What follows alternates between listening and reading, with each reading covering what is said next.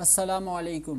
آج ہم جلیل القدر صحابی، سینکڑوں احادیث کے راوی، ہم سوار رسول، کاتب قرآن، سیدہ ام حبیبہ کے بھائی، اسلامی تاریخ کے پہلے بحری بیڑے کے سپہ سالار، فاتح شام، 19 سال تک 64,65,000 مربع میل پر حکمرانی کرنے والے امیر المومنین حضرت امیر معاویہ رضی اللہ تعالی عنہ کے حوالے سے بات کریں گے۔ حضرت امیر معاویہ کی ولادت مکہ مکرمہ میں 602 عیسوی کے قریب ہوئی، اور آپ کا پورا نام معاویہ بن ابی سفیان بن حرب بن امیہ ہے، اور آپ کا تعلق قریش کے معروف اور معزز خاندان بنو امیہ سے تھا۔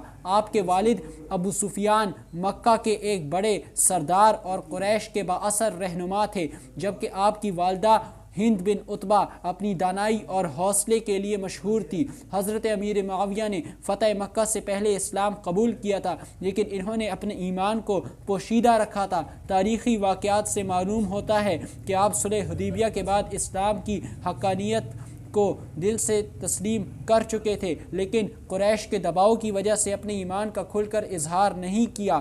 حضرت امیر معاویہ نے دور نبوت میں نہایت اہم خدمات انجام دی۔ خاص طور پر کاتب وحی کی حیثیت سے آپ کا کردار نمایاں ہے۔ قرآن مجید کے نزول کے وقت وحی کو لکھنے کی ذمہ داری آپ کو سونپی گئی۔ آپ چند ان صحابہ میں تھے جنہیں یہ ذمہ داری سونپی گئی۔ اس کے علاوہ آپ نبی کریم کے قریبی صحابہ میں شامل تھے اور آپ کے احکامات کو آگے پہنچانے میں پیش تھے۔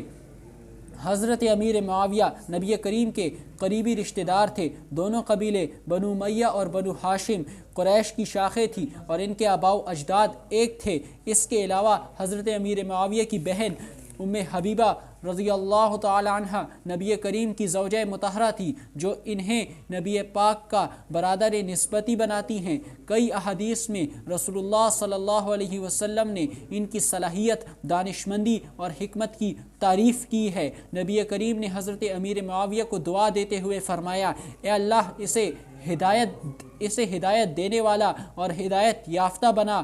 امیر معاویہ نے خلافت صدیق اکبر کے دور میں اسلامی ریاست کی خدمت میں اہم کردار ادا کیا۔ حضرت ابو بکر کے دور میں جب اسلام کے خلاف بغاوتیں ہوئیں اور ارتداد کے فتنوں کا سامنا کرنا پڑا، امیر معاویہ نے ان مہمات میں بھرپور شرکت کی، بلکہ ایک مدبر اور منتظم کے طور پر بھی اپنی صلاحیتوں کا مظاہرہ کیا۔ حضرت ابو بکر کے دور میں جب شام کی فتوحات کا آغاز ہوا تو حضرت امیر معاویہ نے ان مہمات میں بھرپور حصہ لیا۔ حضرت عمر نے شام کی فتوحات کے بعد حضرت امیر معاویہ کو شام کا گورنر مقرر کیا۔ حضرت امیر معاویہ نے شام میں نہایت تدبر اور حکمت سے انتظامی معاملات کو سنبھالا اور علاقے میں اسلامی نظام کو مضبوط کیا۔ حضرت امیر معاویہ اہل بیت سے محبت اور احترام کا گہرا جذبہ رکھتے تھے، جو ان کے ایمان اور رسول اللہ سے قربت کا مظہر ہے۔ جب حضرت حسن نے صلح کے بعد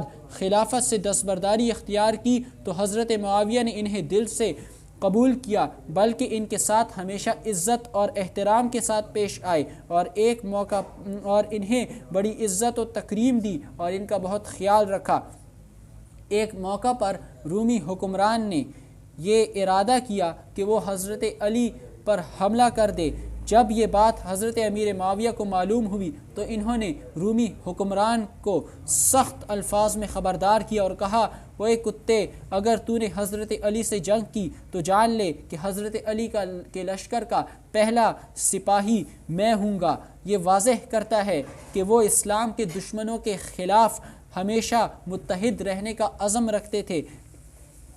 حضرت معاویہ کے دور میں کئی انتظامی اصلاحات متعارف ہوئیں۔ مختلف صوبوں کی حکومت کو منظم کیا گیا۔